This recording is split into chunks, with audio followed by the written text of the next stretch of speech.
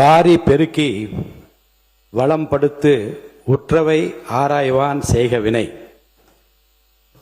பொருள் வரும் வழிகளை பெருக செய்து அவற்றால் வளத்தை ஏற்படுத்தி மேற்கொண்டு இடையூறுகளை நீக்க வல்லவனே செயலை செய்வானாக. 2026-27 ஆண்டுக்கான எல்லாம் 2026-27 ஆண்டுக்கான திருத்திய நிதிநிலை அறிக்கை அளித்தல். மாண்புமிகு நிதி திட்டம் மற்றும் வளர்ச்சித்துறை அமைச்சர் அவர்கள்.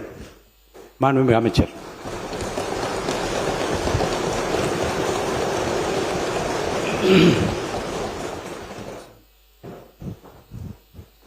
மாண்புமிகு பேரவைத் தலைவர் அவர்களே, தந்தை பெரியார், பெருந்தலைவர் காமராஜர், அண்ணல் அம்பேத்கர், ராணி வேலு நாச்சியார், மக்கள் சேவகர் அஞ்சலை அம்மாள் ஆகிய எங்கள் கொள்கை தலைவர்களுக்கு வணக்கம் செலுத்தி, ஆட்சி அதிகார நிர்வாக நிலைகளில் எங்களை வழிநடத்தும் மக்கள் நலன் சார்ந்த மக்களாட்சி நடத்திய மாபெரும் மக்கள் தலைவரான பெருந்தலைவர் காமராஜர், பேரறிஞர் அண்ணா, மக்கள் திலகம் எம்ஜிஆர் போன்ற ஆளுமைகளை கொண்ட பெருமை வாய்ந்த இந்த பேரவையின் முன் 2026-27 ஆண்டுக்கான திருத்த வரவு செலவு திட்ட மதிப்பீடுகளை வைப்பதில் நான் மகிழ்ச்சியும் பெருமையும் கொள்கிறேன்.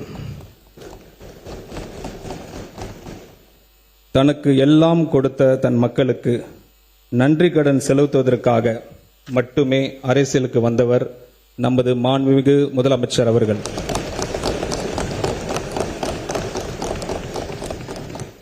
தன் உயிராக நேசிக்கும் மக்களுக்காக, தன்னை உயிராக நேசிக்கும் மக்களுக்காக பல்வேறு சூழ்ச்சிகளை எதிர்த்து மாபெரும் சரித்திர வெற்றி பெற்று ஜனநாயகனாக இந்த பேரவையில் அமர்ந்திருக்கும் நமது மாண்புமிகு முதலமைச்சர் அவர்களுக்கு எங்களை வழிநடத்தி ஆலோசனைகளை வழங்கி தமிழ்நாடு மக்களுக்கு ஒரு நல்ல அரசை கொடுக்க வேண்டும் என்பதற்காகவே சிந்தித்து அயராது பாடுபடும் மக்கள் விரும்பும் தலைவர் அவர்களுக்கு என் மனமார்ந்த நன்றிகளை தெரிவித்துக் கொள்கிறேன். தமிழ்மறை தந்த தலைமகன் திருவள்ளுவரின் காலத்தை வென்று வாக்கினை இந்த மாமன்றத்தில் பதிவு செய்து எனது உரையை தொடங்குகிறேன். பிறப்புக்கும் எல்லா உயிருக்கும் சிறப்போவா செய்தொழில் வேற்றுமையான். பிறப்பின் அடிப்படையில் அனைவரும் சமம். ஆனால் செய்யும் செயல்களில் அடிப்படையில்தான் அவரவர் சிறப்பு இயல்புகள் வேறுபடுகின்றனர்.